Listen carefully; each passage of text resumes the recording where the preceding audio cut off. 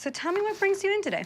I have experienced migraines for most of my adult life and have been relying on just a rescue medication since maybe 2012. And by rescue medication, you mean what, like over the counters? Oh, no, like a prescription that you take when the migraine is already in progress and it will stop the pain. But it's one of those medications you don't want to rely on too much. There is a really big difference between a headache and a migraine. Oftentimes, chiropractic will be used for intervention with migraines for a lot of reasons, making sure that the blood flow is being restored, circulation is being restored. And any other areas that you might have pain in your spine? So I've always had tightness, in my jaw and neck. The migraine tends to come on with neck pain at the same time. I would describe it as an ice pick headache. It's just a very sharp, very concentrated pain in one spot. Anything else here? Oh, yeah, I wear a corset. Okay, let's talk about that now. What kind of corset? Like a modern steel-boned waist like training. a lumbar support or like a corset, like a cinching? A cinching corset. Okay. Yeah. There is nothing in the medical books that say, corset wearing, phone a friend? Can we do that? How long are you wearing your corset? Probably 16 hours a day. So. From a doctor's perspective, there's no way that you can't think atrophy, weakness, how is that hindering the body? Is there a rationale for this? At this point, I'm pursuing a record. A record for what? The Guinness. Like the actual Guinness Book of World Records? Yeah. So the living Guinness Book World Record for the smallest corseted waist is 15 inches. And I am down to regularly wearing a comfortable 16 inches. Long term, is it something that you're going to continue to do in your head? I don't know. I feel like once I nail, or at least match the record, I don't care about going smaller. But I have some initial red flags it. that are going off, but maybe it's not now. Maybe it's that we need to look at how that affects you in the long run. Let's look at your x-rays first. Okay.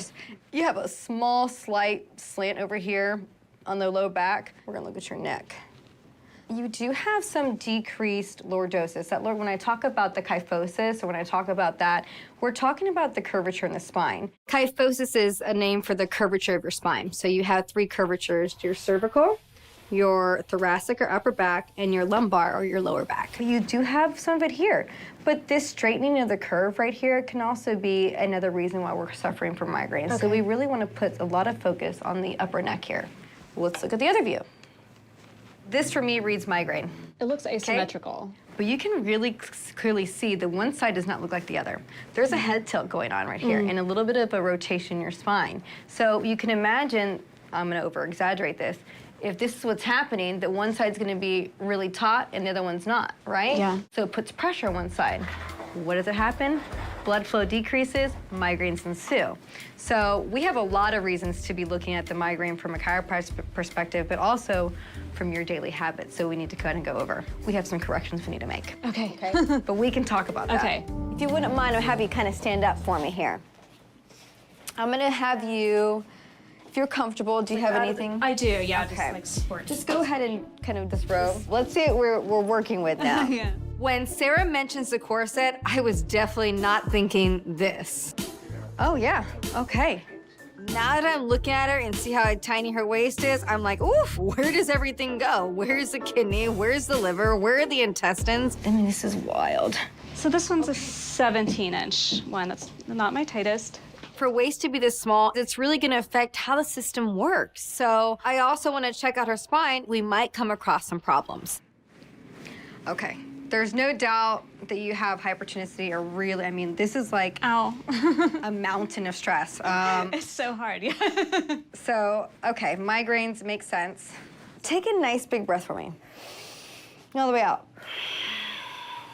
Do you feel restricted in any way? These muscles are Like restricted. they don't want to kind of pull up on you? Yeah, these are not moving much. We have the liver and gallbladder tucked into the ribs here, and then the lungs that are kind of not wanting to lower as a result of corset wearing. So I want to see also how you function without the corset. It's very clear why she has these headaches. If my corset is like this, we're decreasing that blood flow. And decreased blood flow is the vascular headaches and all these things, and we just don't think about putting these pieces of the puzzle together and correlating it. The restriction's no longer there because that lung is expanding. I'm gonna have you lie on your back here for me, okay? Let's get all those joints moving. The body's meant to move. Sarah's taken off the corset, and now we're gonna see if we can help with these headaches. The neck was really tense. She had so much muscular tension, so much buildup. So this is where we wanna put our focus. There's your migraines. You feel that? Yes. Okay, let's get rid of that. So not knowing what to expect, I was going into it like feeling a little apprehensive.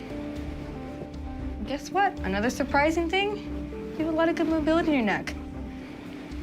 So what I'm gonna have you do here for me, I want you to wiggle your middle finger. Oh, holy cow. And then they're like, ah. They just had a chiropractic orgasm in my office. How good does that feel? It's wild, huh? Yeah. I love it. It was like kind of a scary, like shocking moment with this like cracking, crunching sound. Oh. Like it feels like I'm having my neck broken or something, like a short burst of pretty strong discomfort and then like release. Let's get that lower one, C4 on that left side. Oh. How's it now? Good. She had so much muscular tension, so much buildup, so much hypertonicity, and the lateral tension was just like, Oh. You could tell. She was like, oh, I don't know if I want to do this. Kind of awesome, right? Yeah. That's my job, to get her comfortable. So then I'm thinking, okay, let's look at her hips, let's look at her low back, let's see what's happening as a result of the compression from wearing the corset. All right, beautiful. Look up to the ceiling for me. There you go. All right, other side for me. Okay, beautiful. It's so tight, oh my God. Yeah, big breath, let it out, let it out, let it out. Oops. Look at the ceiling, look, look, look, look. There you go. That's it. I'm gonna let you sit up. 1, 2, and 3. Now, before you stand up, swing your feet to the side. I want you to roll your shoulders, see how that feels. Wiggle your neck for me and see how that feels. God, it feels like loose. Like a bobbly head? It feels Like really, one of these? yeah, it feels really loose. That's how your body should feel. So I guess this is what normal is supposed to feel like, and I don't remember when I've last felt this way. It feels like so loose. My neck and shoulders before were just rock hard, and she was just pressing into them. I mean, there was no give at all. I feel like I've been re-sculpted into like a better form. I don't want to overwhelm her with a lot of advice on the first visit. I think ultimately she's going to have to not be wearing the corset because that's not good for you.